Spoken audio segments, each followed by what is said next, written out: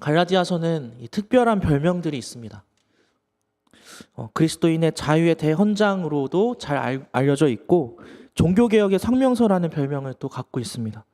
특별히 이 기독교의 근간을 세운 종교개혁자들에게 많은 영향을 준 말씀이기도 합니다. 그 중에 대표적인 이 종교개혁자 중에 대표적인 인물이 바로 마틴 루터이죠. 마틴 루터는 이 갈라디아서를 너무나 사랑했는데 어떻게 얘기했냐면 나는 갈라디아서와 결혼했다 라고 이야기까지 했습니다. 그만큼 우리가 함께 볼 이 갈라디아서는 중요한 교리적인 내용들을 담고 있고 율법과 복음의 관계 그리고 믿음으로 살아간다는 것이 무엇인지 잘 설명하고 있는 서신서입니다. 하박국 2장 4절의 말씀은 기독교가 세워지는 데 아주 중요한 역할을 했던 말씀입니다. 우리 성도 여러분들도 잘 알고 있는 말씀일 거예요. 오직 의인은 믿음으로 말미암아 살리라. 이 말씀을 예수 그리스도에 대한 믿음의 관점으로 잘 설명한 신약 성경이 3권이 있습니다. 어떤 책일까요? 로마서, 히브리서, 그리고 갈라디아서입니다. 그런데 각 말씀마다 이 강조점이 다릅니다. 로마서는 의인의 강조점을 두고 있습니다. 그래서 성경에서 말하는 이 의인이 도대체 누구인지를 깊이 설명해 주고 있어요. 히브리서는 믿음으로 말미암아의 강조점을 두고 있습니다.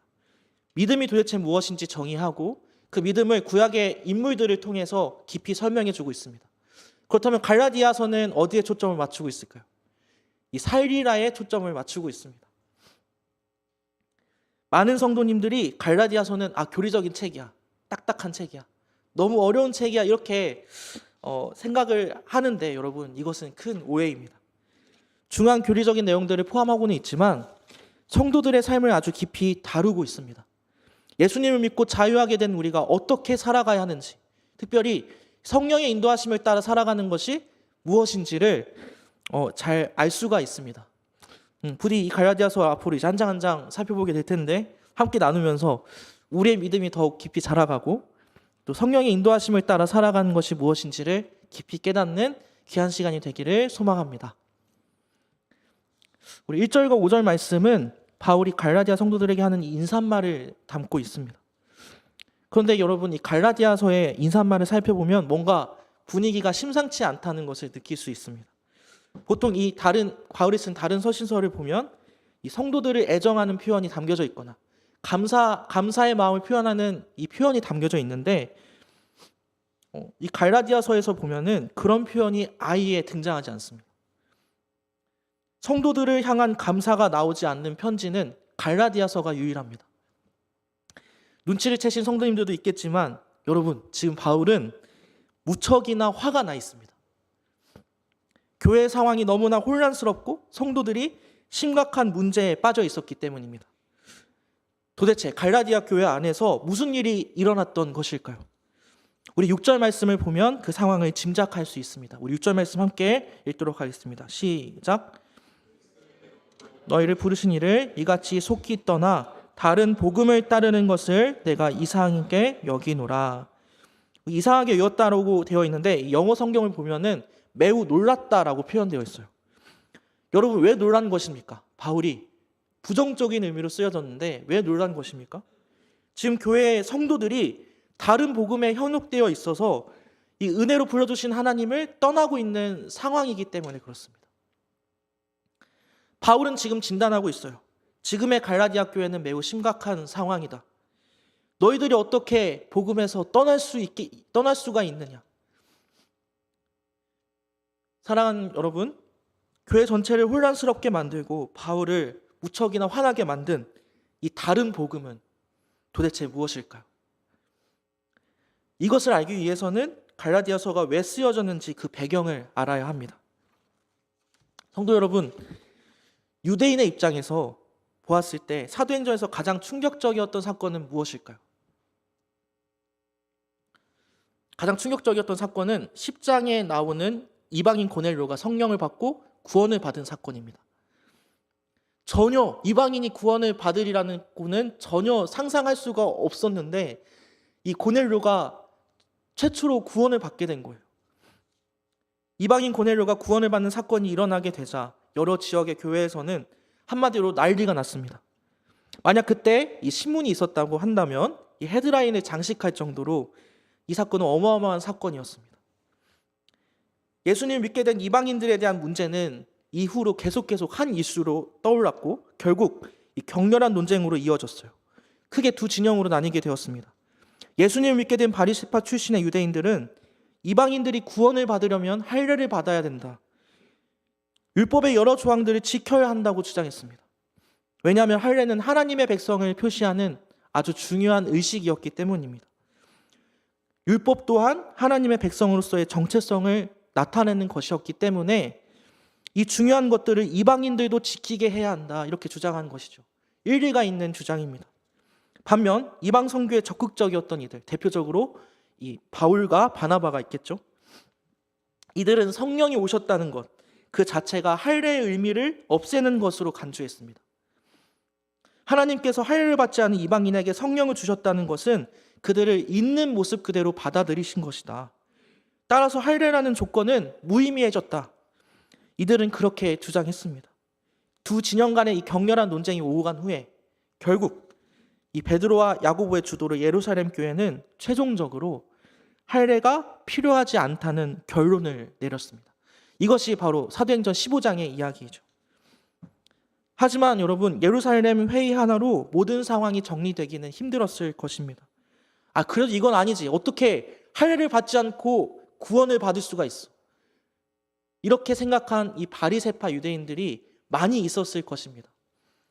그리고 그 중에서는 다른 주장을 했던 바울과 바나바를 아주 매우 미워했던 사람들도 있었을 것입니다. 바로 여기서부터 문제가 시작이 되었습니다.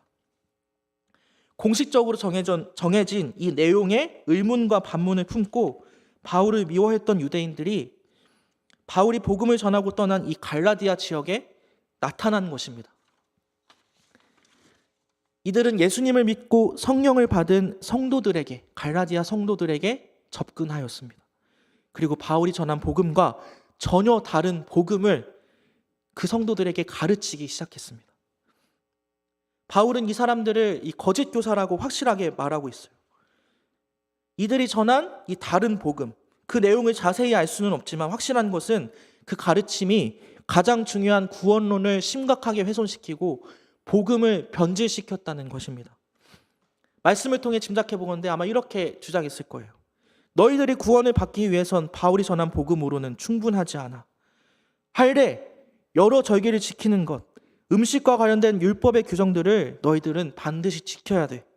그래야 구원받을 수 있어. 아마 이런 식으로 주장하지 않았을까 싶습니다. 한마디로 이 유대인들은 갈라디아 성도들을 자신과 같은 모습으로 만들려고 했던 것이고 그것이 구원이 조건이 된다 가르쳤던 것이죠. 그런데 성도 여러분, 이 중에서도 가장 큰 문제가 무엇인지 아십니까? 성령을 받고 구원을 받은 갈라디아 성도들이 이 다른 복음을 받아들였다는 겁니다. 구원받은 성도들이 진짜 복음을 버리고 다른 복음을 받아들였다는 것, 이것이 바울이 분노한 이유입니다. 얼마나 화가 났는지 여러분, 바울은 이 다른 복음을 전하는 이들을 향해서 강력하게 경고하고 있습니다. 우리 8절과 9절 말씀 함께 읽도록 하겠습니다. 시작.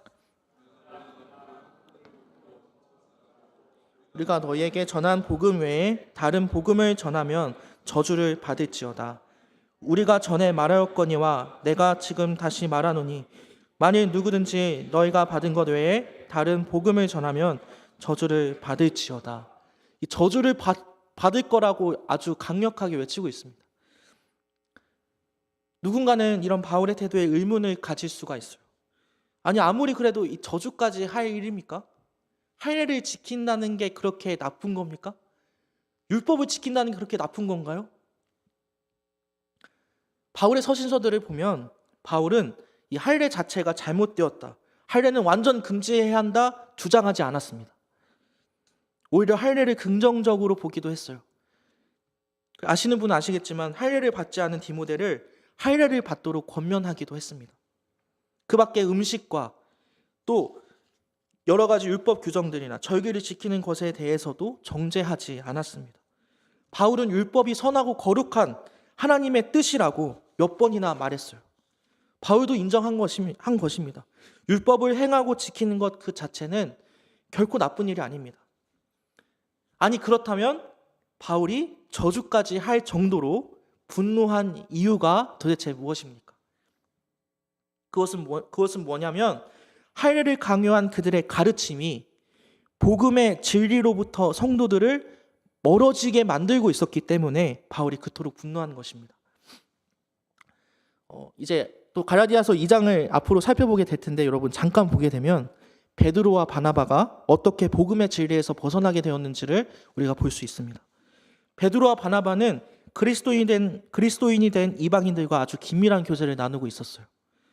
그런데 그때 이 야고보에게서 온 형제들이 찾아왔습니다. 문맥의 상황을 볼 때 이 야고보에서 온 형제들은 할례를 강요하는 거짓 교사의 무리들 중 하나였을 것이라고 추측이 됩니다. 바울과 바나바는 이들이 오자 두려움에 휩싸였고 이방인들과 함께한 그 자리를 떠났습니다.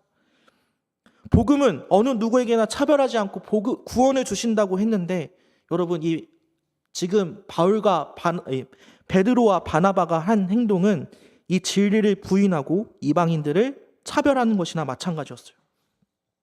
당연히 그 자리에 있었던 이방인들은 크게 상처를 받았을 것입니다. 이게 교회야? 이것이 정말 너희들이 전하는 복음이야? 하고 실망했을 거예요. 여러분 이런 공동체가 무너지는 일들이 계속해서 갈라디아 교회에서 일어났다는 것입니다. 거짓 교사들은 할례를 끊임없이 강요했어요. 그래서 갈라디아 성도들 심지어 지도자들까지도 그 할례에 집착하게 되었고 결국 가장 중요한 복음의 진리를 내팽개쳤습니다. 공동체 속에 드러나야 될 예수님의 사랑과 헌신이 차별과 구별로 변하게 되었습니다. 예수님의 몸인 교회가 산산조각이 난 것이죠. 이것을 보면서 여러분 바울이 가만히 있을 수 있었겠습니까? 사랑하는 여러분, 우리는 이것을 보면서 다른 복음의 정체를 확실히 알게 됩니다. 여러분, 다른 복음이 무엇입니까? 다른 복음이 무엇입니까? 다른 복음은 우리를 참된 복음의 진리로부터 멀어지게 만드는 것들이 바로 다른 복음입니다.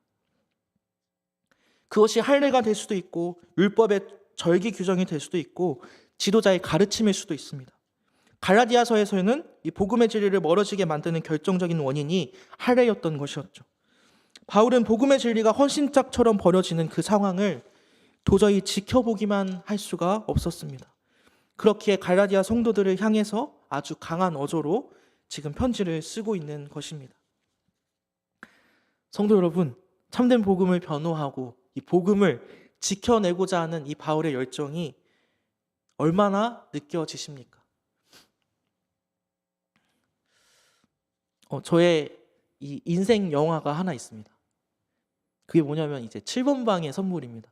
우리 성도님들도 한번 다들 보셨을 텐데 저의 눈물을 흐리게 만든 영화는 많이 있었지만 아직까지 제 눈물과 콧물을 다 쏟아내게 만든 영화는 7번 방의 선물이 유일합니다. 그만큼 이 감동이 있는 영화입니다.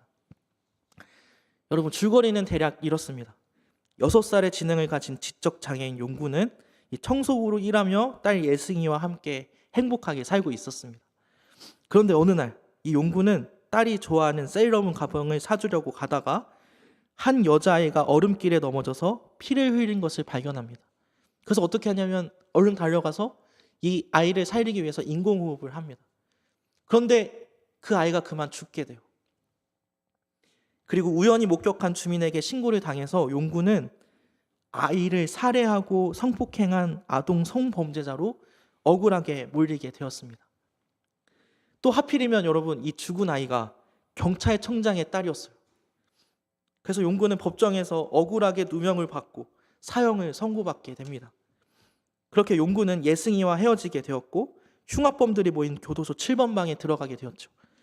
7번 방의 죄수들은 처음에 용구를 많이 미워했습니다. 그러나 용구가 너무나 착하고 선한 사람이라는 것을 점점 알게 되었습니다. 그리고 용구가 억울하게 누명을 쓰게 된 것도 알게 되었어요. 그리고 그것을 풀어주기 위해서 함께 노력하게 됩니다. 그리고 용구의 가장 간절한 소원인 이 딸을 교도소로 데려와서 만나게 해줍니다. 그렇게 딸과 교도소에서 함께 사는 이 기적 같은 이야기가 이 7번 방에서 펼쳐집니다. 그렇게 행복할 줄 알았어요. 하지만 이 경찰청장이 용구와 예승이를 가만두질 않았고 계속 협박했습니다. 검사와 변호사, 판사를 돈으로 회유했고 용구에게 거짓 자백을 유도했습니다. 결국 용구는 예승이를 지키기 위해서 법정에서 거짓 자백을 하였고 억울하게 죽음을 맞이하게 됩니다. 여러분, 자기의 딸을 지키기 위해서 목숨을 바쳤던 용구의 희생이 저는 참 감동적이었어요. 그러나 저는 이 장면보다 더 크게 감동을 받은 장면이 있었습니다. 용구가 죽고 나서 모두가 다 이 사건을 덮으려 했어요. 포기하려 했습니다. 그러나 딸 예승이만큼은 포기하지 않았습니다. 5년이 지나고 10년이 지나고 몇십 년이 지나도 예승이는 아버지의 죽음을 잊지 않았어요. 그래서 나중에 어떤 사람이 됐냐면 사법연수생이 되었습니다. 그리고 아버지의 누명을 벗기기 위한 재판에 당당하게 서게 됩니다. 자기가 여태 이제 마지막 장면이 이제 나오는데 자기가 여태 모아온 자료를 하나하나 되짚어가면서 막 울먹이면서 자기의 아버지를 변호하는 이 딸 예승이의 모습을 보면서 저는 이제 오열을 했죠. 펑펑 울었습니다. 그렇게 천진난만한 어린 예승이가 어느새 어른이 되었어요. 아버지의 누명을 벗기고 아버지의 명예를 지켜내기 위해서 이 몇십 년이라는 시간 동안 싸우며 보낸 것입니다. 그런데 성도 여러분, 이것보다 더 큰 감동적인 장면이 오늘 말씀에 등장합니다. 7번 방의 선물에 예승이가 있었다면 갈라디아서에서는 사도 바울이 있습니다. 지금 교회는 여러분 아주 절망적인 상황이에요. 복음의 가치는 심각하게 훼손되었고 복음의 위상과 명예는 땅바닥으로 추락했습니다. 갈라디아 성도들의 대부분은 거짓 교사들에게 회유당했고 아무도 복음을 지켜내려 하지 않았어요. 그러나 사도 바울만큼은 절대로 포기하지 않았습니다. 복음의 가치를 지켜내기 위해서 복음의 변호인으로서 그 자리에 당당하게 서 있었습니다. 여러분 한번 상상해 보십시오. 아무도 자기 편이 없는 이 법정에서 복음의 가치를 지켜내기 위해서 당당하게 홀로 선 이 바울의 모습, 감동적이지 않습니까? 저만 감동적인 거 아니겠죠, 여러분? 네. 갈라디아서는 여러분 이 가짜들에게 마음을 빼앗긴 성도들을 진짜 복음으로 다시 돌이키려는 사도 바울의 투쟁을 담고 있습니다. 그렇게 복음의 가치와 명예를 지켜내기 위한 바울의 위대한 변호가 지금 시작이 된 것입니다. 자, 그렇다면 바울은 어떻게 복음의 진리를 변호하고 있습니까? 우리 11절과 12절 말씀을 함께 읽도록 하겠습니다. 시작.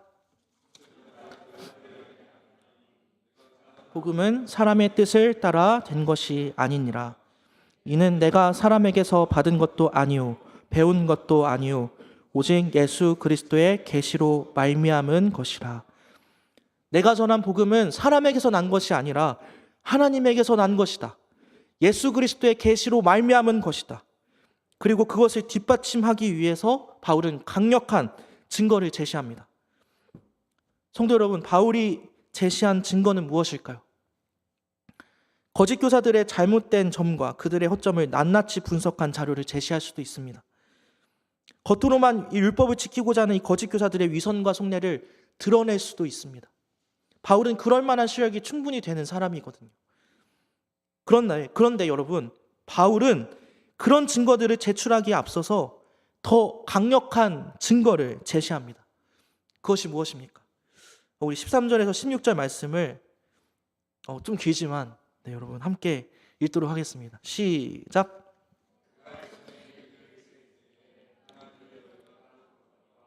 하나님의 교회를 심히 박해하여 멸하고 내가 내 동족 중 여러 영겁자보다 유대교를 지나치게 믿어 내 조상의 전통에 대하여 더욱 열심히 있었으나 그러나 내 어머니의 태로부터 나를 택정하시고 그의 은혜로 나를 부르신 이가 그의 아들을 이방에 전하기 위하여 그를 내 속에 나타내시기를 기뻐하셨을 때에 내가 곧 혈육과 의논하지. 여러분, 바울은 이 참된 복음을 경험한 자기의 삶을 강력한 증거로 제시합니다. 여러분들도 이 바울의 삶을 너무나 잘 알고 계실 겁니다. 바울은 예수님을 믿을 수 있는 가능성이 전혀 없었던 사람이었습니다.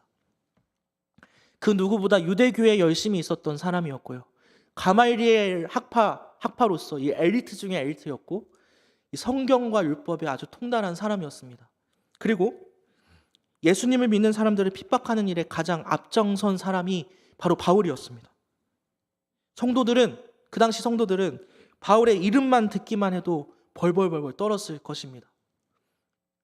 그런데 여러분, 그런 그가 지금 완전 180도로 변화되어서 예수님을 전하고 있습니다.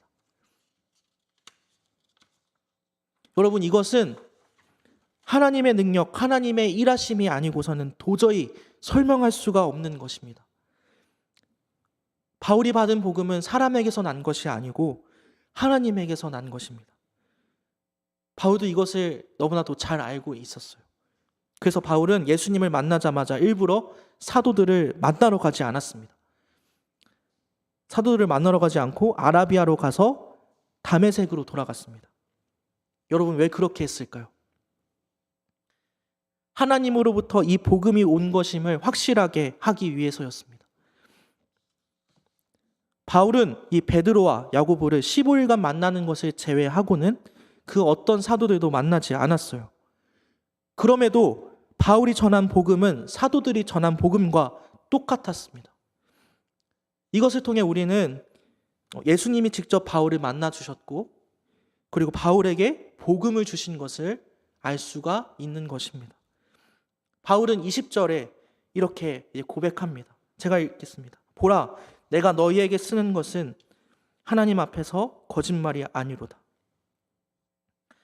성경에 나와 있지는 않지만 이 갈라디아 성도들 그 누구도 바울이 내놓은 이 증거 앞에 토를 달지 못했을 것입니다. 왜냐하면 바울의 살았던 이 복음의 삶은요, 사실이었고 그 어떤 증거보다 강력했기 때문입니다. 사랑하는 성도 여러분, 참된 복음의 증거가 되는 것은 바울의 삶뿐만이 아닙니다. 우리의 삶 또한 마찬가지입니다. 여러분, 한번 생각해 보십시오. 내가 예수님을 믿게 된 것이 여러분 기적입니까? 아닙니까? 기적입니까? 아닙니까? 저는 기적이에요. 저는 여러분들이 보기엔 어떨지 모르겠지만 전 제가 얼마나 연약하고 어리석은 사람인지를 너무나 잘 알고 있습니다. 이런 제가 예수님을 믿게 된 것은 여러분 진짜 기적이에요. 그런데 여러분, 제가 하나님 말씀을 전하는 목사가 되었다는 것, 이것도 참 말이 안 되는 것입니다. 하나님의 일하심과 인도하심이 아니고서는 도저히 설명할 수가 없는 것입니다. 이것은 저뿐만 아니라 우리 여러분들도, 우리 성도 여러분들도 마찬가지일 거예요. 예수님을 믿게 된 것은 우리의 힘과 우리의 능력으로 된 것이 아니라 하나님의 일하심과 하나님의 인도하심으로 된 것입니다. 사람에게서 난 것이 아니라 하나님으로부터 난 것입니다. 그렇기 때문에 예수님의 사랑과 은혜를 경험한 이 내 삶과 이 복음을 경험한 내 삶은 참된 복음을 증명하는데 가장 강력한 증거가 되는 것입니다. 이 자신의 삶을 당당하게 보여주면서 이것이 참된 복음의 증거라 외쳤던 이 바울처럼 우리도 우리의 삶을 당당하게 보여주며 이 참된 복음을 증명할 수 있기를 주님의 이름으로 소망합니다. 여러분, 지금까지 이제 1장을 살펴봤습니다. 갈라디아서 1장의 말씀은 여러분 참된 복음을 변호하고 지키고자 하는 이 바울의 치열한 싸움을 담고 있습니다. 그렇다면 여러분, 이 말씀을 우리의 삶에 어떻게 적용할 수 있을까요? 크게 두 가지로 정리할 수 있습니다. 첫 번째로, 우리는 참된 복음과 다른 복음을 분별할 수 있는 성도가 되어야 합니다. 사랑하는 여러분, 갈라디아 교회가 큰 위기를 맞게 된 결정적인 원인이 무엇입니까?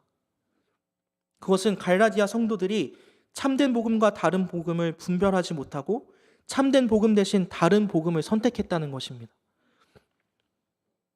그렇기 때문에 우리는 갈라디아 성도들과 같은 실수를 해서는 안 됩니다.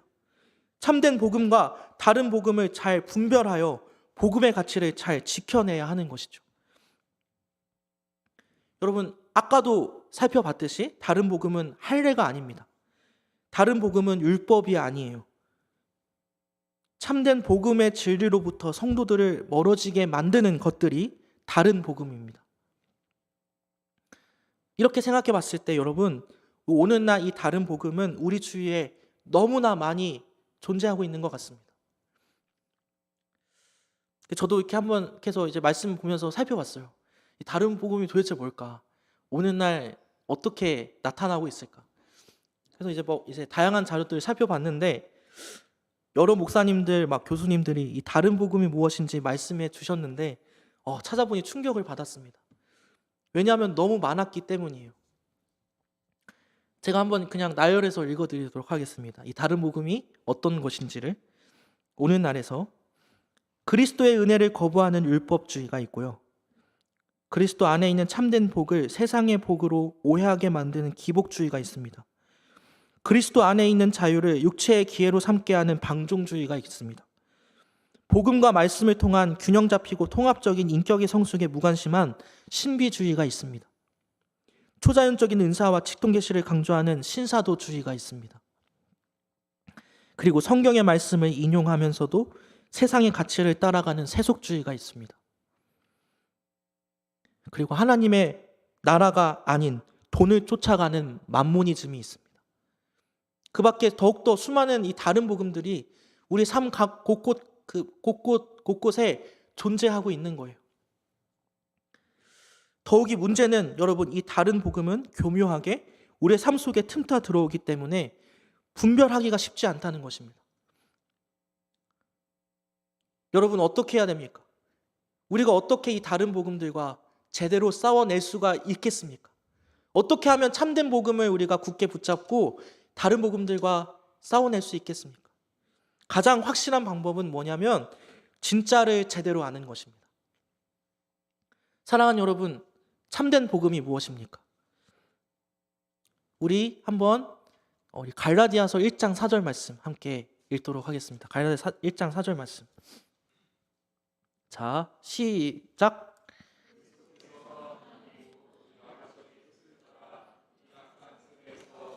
건지시려고 우리 죄를 대속하기 위하여 자기 몸을 주셨으니. 우리를 죄에서 건지시기 위하여 자기의 몸을 주신 예수님을 믿는 것이 참된 복음이에요. 십자가에 달려 죽으시고 사흘 만에 다시 살아나신 예수님을 믿음으로 우리는 구원을 받았고 죄에서 자유하게 되었고 의롭다 하심을 얻었습니다. 우리가 받은 이 복음은 완전하고 온전합니다. 어느 누구에도 차별이 없는 복음입니다. 예수님 한 분으로 만족하고 예수님 한 분으로 충분합니다. 이 놀라운 구원의 이 소식에, 이 놀라운 구원의 복음에 여러분 무엇을 더하거나 뺀다면 그것은 다른 복음이 되는 것입니다. 우리가 참된 복음을 잘 알고 잘 지켜낸다면 다른 복음은 자연스럽게 떨어져 나갈 것입니다. 참된 복음을 정말 제대로 알아서 이 주위에 만연해 있는 다른 복음을 따라가지 아니하는 우리 성도 여러분들 되시기를 주님의 이름으로 축복합니다. 그리고 여러분, 우리 두 번째로 우리는 참된 복음을 살아내어 증명하는 성도가 되어야 합니다. 제가 이 말씀을 준비하면서 느꼈던 것은 무엇이냐면 우리가 살아가는 이 한국교회의 현실이 갈라디아 교회의 상황과 크게 다르지 않다는 것입니다. 사랑하는 여러분, 여러분들도 느끼시겠지만 복음의 가치는 점점 훼손되어 가고 있습니다. 예수님이 전해주신 복음은요, 점점 힘과 능력을 잃어가고 있습니다. 우리 주위를 봐도 그것을 우리가 쉽게 알 수가 있어요. 교회에서 상처를 받아 떠나는 이 가난한 성도들이 계속해서 늘어나고 있고 이단에 속아 넘어가는 사람들이 늘어나서 교회를 혼란스럽게 만들고 있습니다. 다음 세대 아이들은 교회가 재미가 없대요. 자기는 교회를 떠나겠대요. 이러고 점점 이 주일학교가 문을 닫고 있습니다. 복음의 힘과 능력이 점점 잃어가고 있는 시대를 우리는 살아가고 있는 것입니다. 성도 여러분, 오늘날 복음이 이렇게 힘을 잃어버리게 된 이유가 무엇일까요? 그것은 복음을 전하는 우리들의 삶이 참된 복음을 증명하는 강력한 증거가 되고 있지 못하기 때문입니다.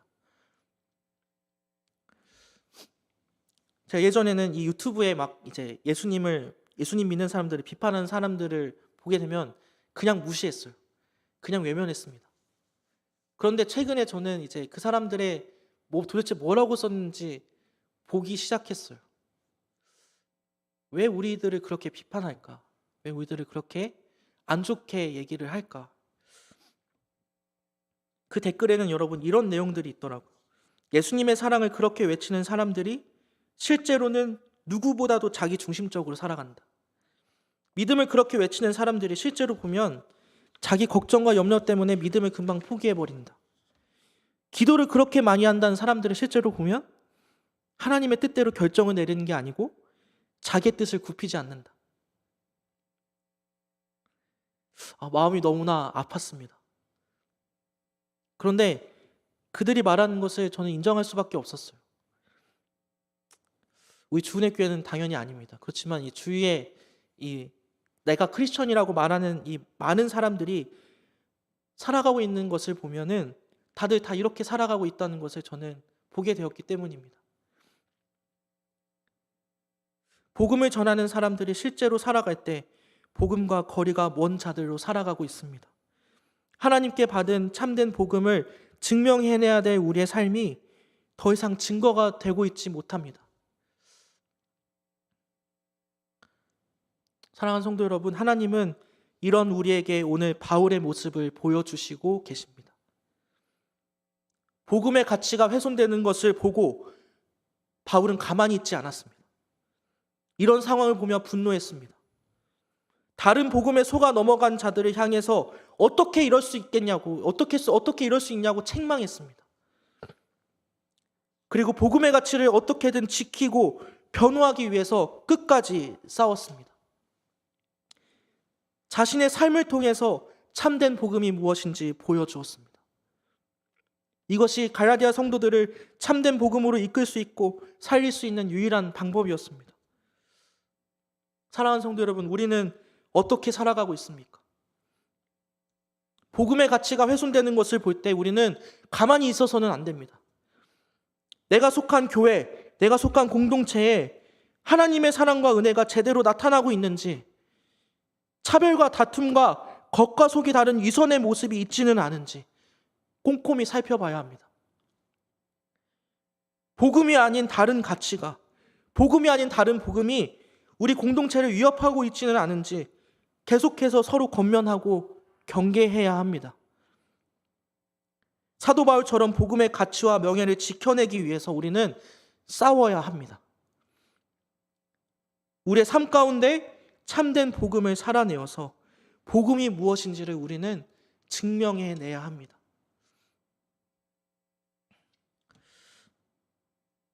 사랑하는 성도 여러분, 바울의 삶을 통해서 결국 갈라디아 성도들은요, 제가 물론 이제 그 결과가 정확하게 나오지 않았겠지만 저는 분명히 확신합니다. 바울의 삶을 통해서 갈라디아 성도들은 그 다른 복음으로부터 빠져나오고 참된 복음으로 들어갔을 것입니다. 그리고 회복하고 많은 유익을 얻었을 것입니다. 지금 주님은 우리에게도 이 바울의 모습을 통해서 말씀하시고 계세요. 나는 너가 참된 복음을 살아내어 증명하는 나의 자녀가 되었으면 좋겠다. 참된 복음을 살아내어 이 세상 가운데 담대하게 복음을 증명해내는 내 자녀가 되었으면 좋겠다. 그렇게 이 참된 복음을 살아내는 우리의 삶을 통해서 주님께서 이 땅의 교회를 회복시켜 주실 것임을 믿습니다. 네. 그러면 이제 함께 기도하겠습니다.